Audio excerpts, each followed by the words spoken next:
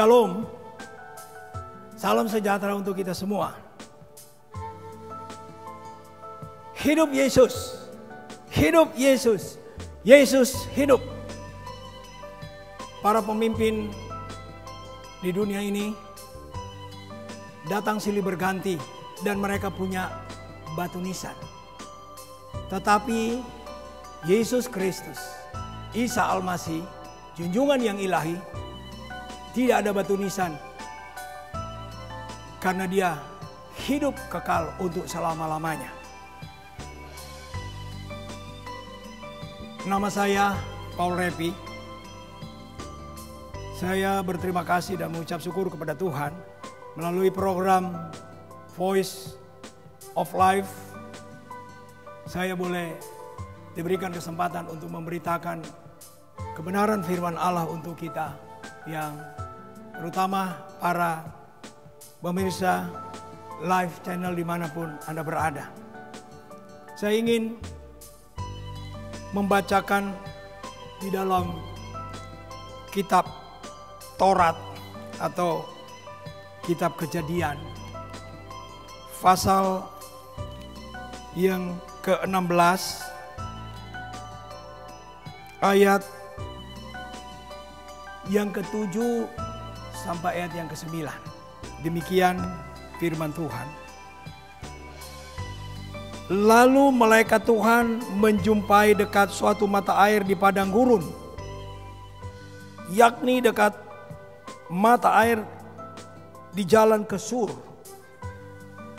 Ayat yang ke-8 katanya, Hagar, hamba Sarai, dari manakah datangmu dan kemanakah pergimu? Jawabnya, aku lari meninggalkan Sarah nyonyaku. Lalu kata malaikat itu kepadanya, kembalilah kepada nyonyamu, biarlah engkau ditindas di bawah kekuasaannya.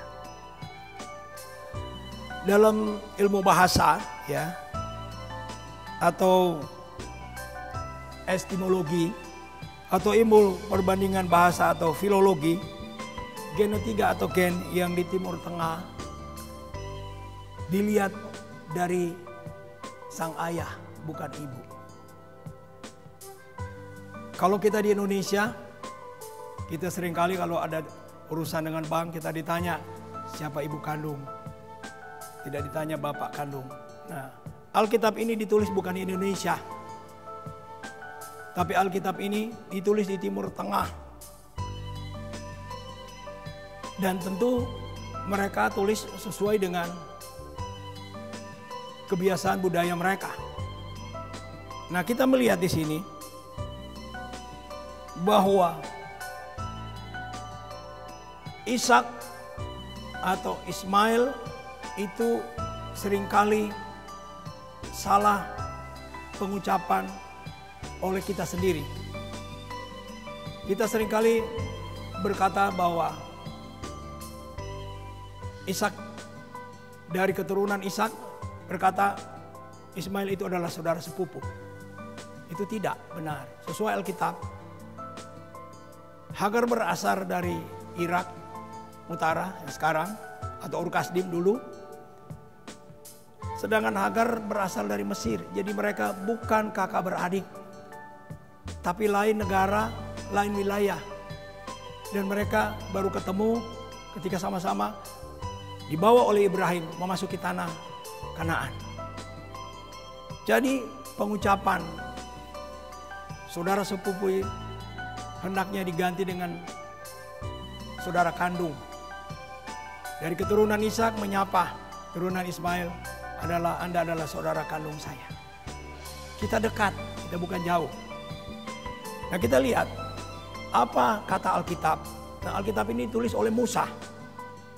Atas pimpinan Roh Allah, dia menulis kisah kehidupan daripada Ibrahim. Meskipun Ibrahim itu hidup jauh sebelumnya.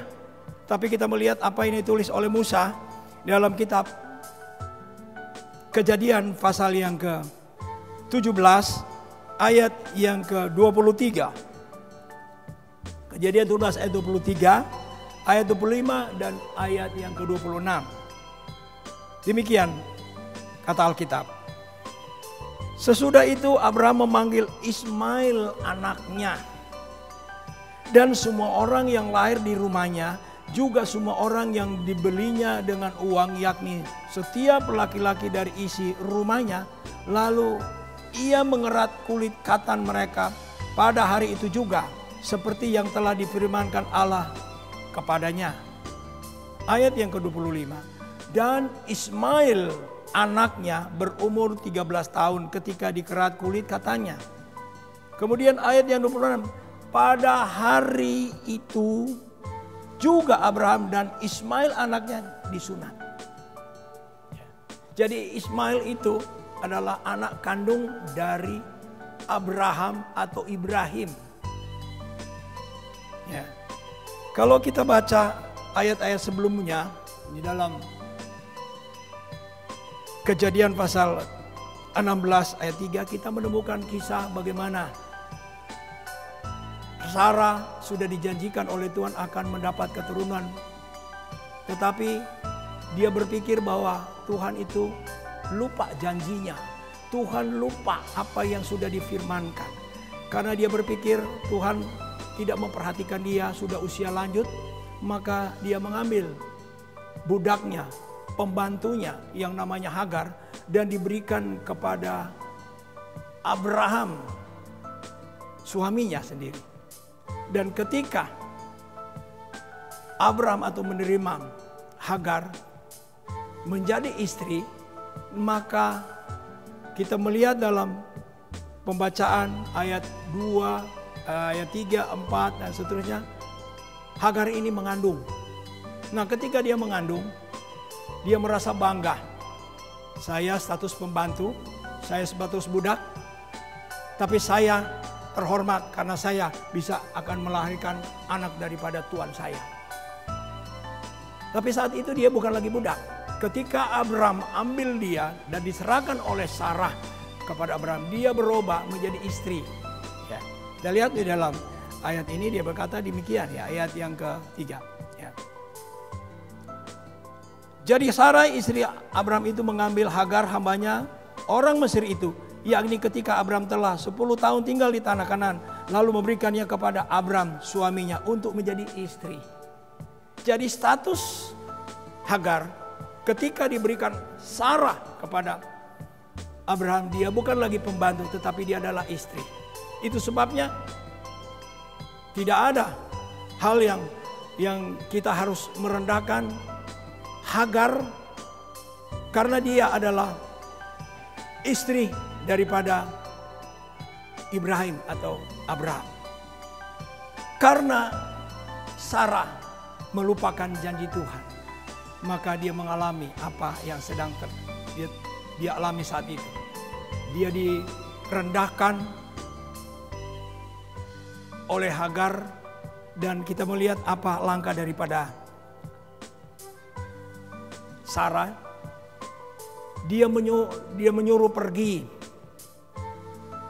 Hagar itu, tinggalkan kemah Ibrahim, tinggalkan tempat kediaman Ibrahim, karena dia merasa terhina sebagai nyonya, tidak bisa memberikan keturunan kepada Abraham suaminya. Kalau kita melihat ayat yang ke-9 atau ayat yang ke-7 sampai ke-9, dalam perjalanan ketika Hagar diusir oleh Sarah, dia tinggalkan kemah Ibrahim, maka dia dalam perjalanan pulang kampung. Dia akan pulang ke Mesir. Dari Palestina ke Mesir itu bukan perjalanan yang singkat atau dekat. Kalau kami pernah berkunjung ke sana, perjalanan itu ditempuh oleh kendaraan atau mobil kurang lebih 10 jam. Jadi kira-kira kalau kita ukur perjalanan itu dari Jakarta sampai di Semarang. Nah itu, dan perjalanannya itu bukan jalan di bawah pohon, jalan ada sungai, ada rumput-rumput, tapi jalan itu di padang gurun. Sehingga Daud berkata mengenai padang gurun itu adalah penderitaan dan atau kematian. Karena di padang gurun itu ada binatang buas, ada orang jahat. Pada waktu malam udaranya sangat dingin dan waktu siang udaranya sangat panas. Belum lagi kalau ada badai gurun yang meniup, ya, yang bukan hanya sekedar seperti kita lihat badai angin yang ada di jalanan kita, tapi itu luar biasa. Itu banyaknya pasir yang ditebarkan oleh angin, dan itu harus dilewati oleh Hagar. Tetapi dalam perjalanan itu kita membaca ayat yang ke-17. Apa yang di ayat yang ke-7 tadi, apa yang dialami oleh Hagar, dikatakan di sana bahwa malaikat Tuhan menjumpainya. Dalam perjalanan ini malaikat Tuhan menjumpainya. Siapa malaikat Tuhan? Di dalam bahasa aslinya malaikat Tuhan ini artinya teofani. Teofani itu adalah Yesus Kristus atau Isa Al-Masih. Nah, kita melihat ketika dia mendapat pertanyaan dalam perjalanan itu, dikatakan, Hagar hamba Sarah, dari manakah datangmu dan kemanakah pergimu? Apakah Tuhan tidak tahu Hagar dari mana dan kemana? Dia tahu. Tapi Tuhan mendahului apa yang dia inginkan untuk keturunan daripada Hagar. Keturunan daripada Hagar yang kita akan lihat sebentar, bahwa dia mempunyai seorang anak dengan Ibrahim.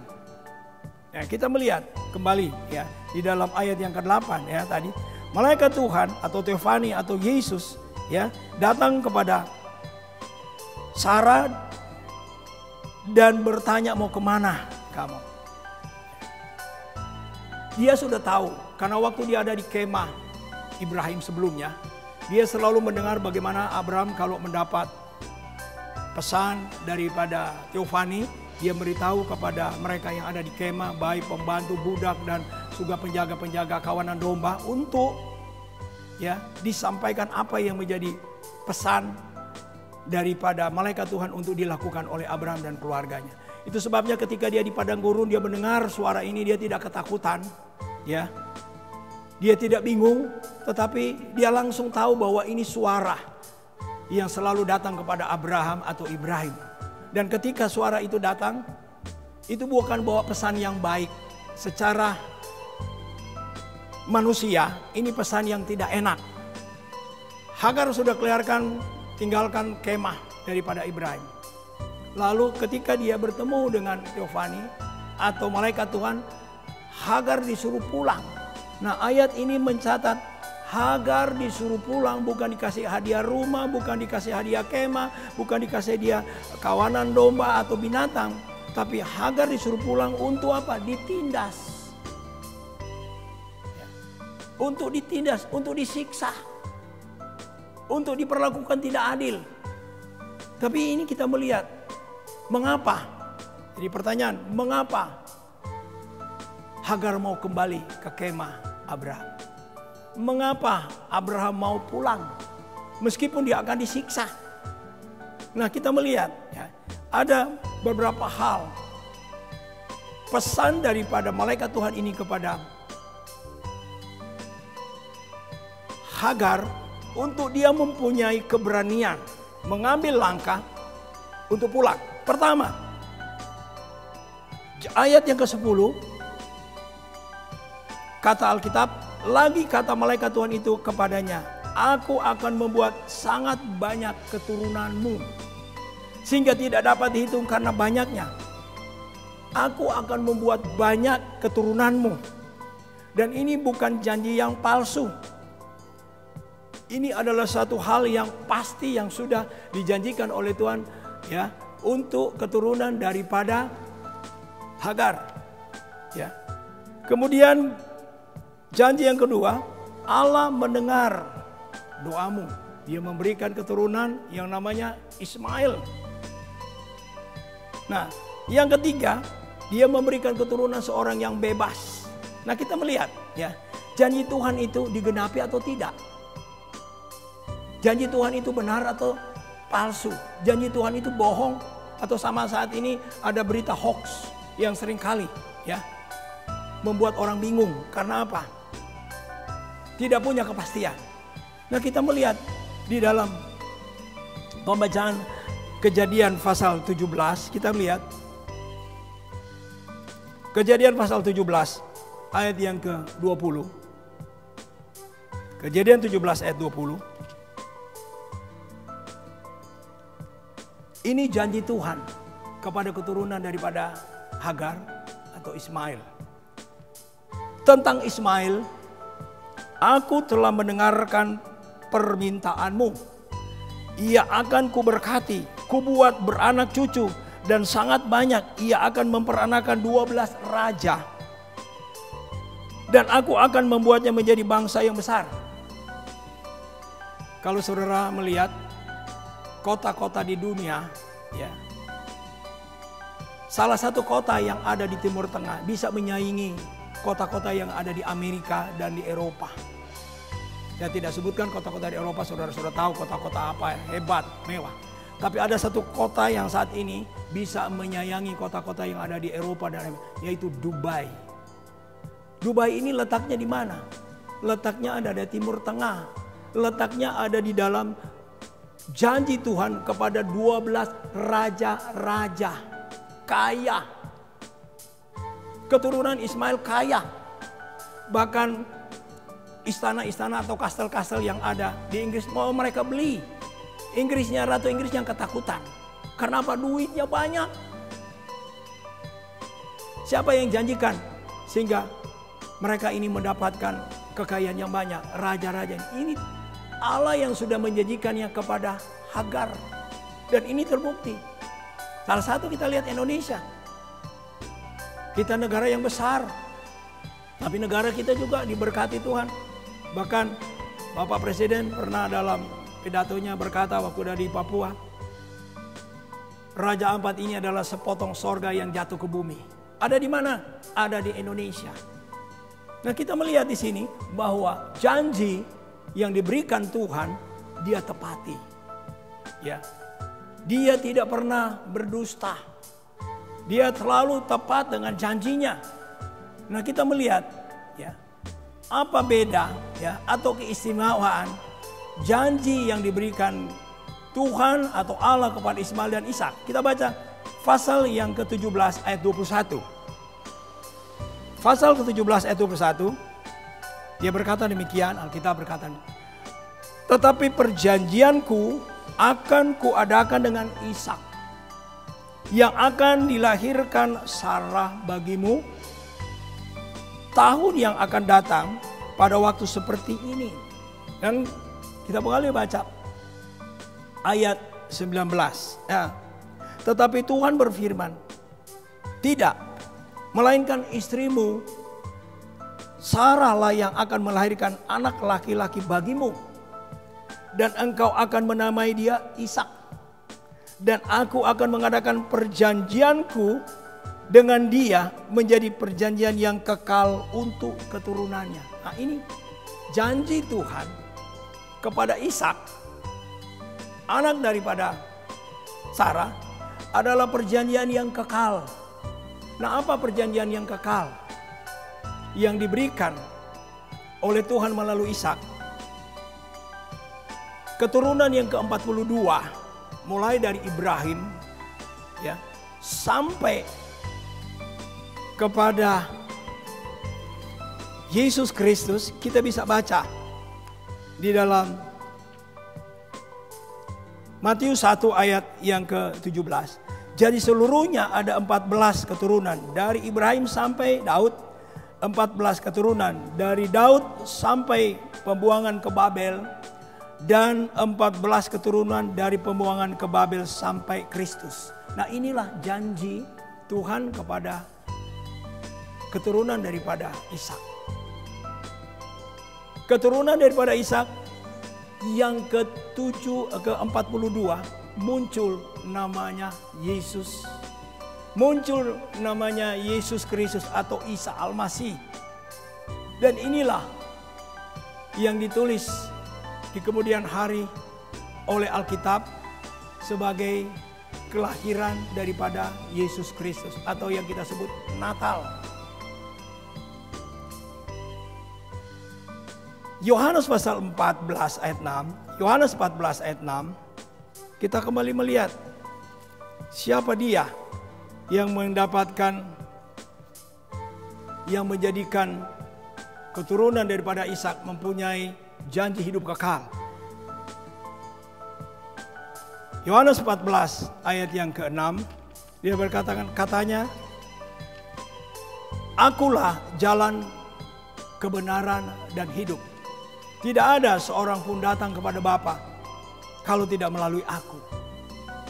Yesus yang dilahirkan, kemudian ketika dia menjadi besar, ya, dia menjadi dewasa, dia mengatakan, akulah jalan, kebenaran, dan hidup.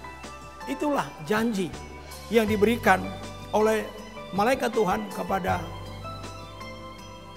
Sarah bahwa keturunan daripada Ishak, janjinya adalah perjanjian kekal, hidup kekal. Dan hidup kekal ini hanya boleh kita dapatkan melalui Yesus Kristus. Yohanes pasal 3 ayat 16 dikatakan, karena demikian Allah mengasihi dunia ini, sehingga dikaruniakan anaknya yang tunggal, sehingga barang siapa yang percaya kepadanya tidak binasa melainkan beroleh hidup yang kekal. Nah, inilah yang menjadi tugas keturunan daripada Ishak, ya. Tugas kita baca di dalam Filipi pasal 2 ayat 5. Filipi pasal 2 ayat 5. Filipi pasal 2 ayat 5 diberkata demikian, hendaklah kamu dalam hidupmu bersama menaruh pikiran dan perasaan yang terdapat juga dalam Kristus Yesus. Ayat 4, dan janganlah tiap-tiap orang hanya memperhatikan kepentingannya sendiri, tetapi kepentingan orang lain juga. Dalam hidup kita bukan hanya ketika kita boleh mendapatkan janji Tuhan yaitu hidup kekal lalu hanya untuk kita. Tetapi Filipi katakan hendaklah dalam diri kita memperhatikan hal orang lain juga. Hal orang lain ini bukan untuk makan, minum, untuk pakai. Tapi hal untuk orang lain ini adalah keselamatan hidup kekal. Ini yang diinginkan oleh Alkitab untuk setiap orang yang mengatakan percaya kepada Isa. Kita harus bagikan apa yang kita terima dari Tuhan yaitu kehidupan kekal kepada teman kita, kepada saudara kita, supaya juga mereka boleh punya hidup yang kekal. Itu sebabnya Matius pasal 28 dikatakan, ya, di dalam Matius pasal 28 ayat yang ke-19 dikatakan,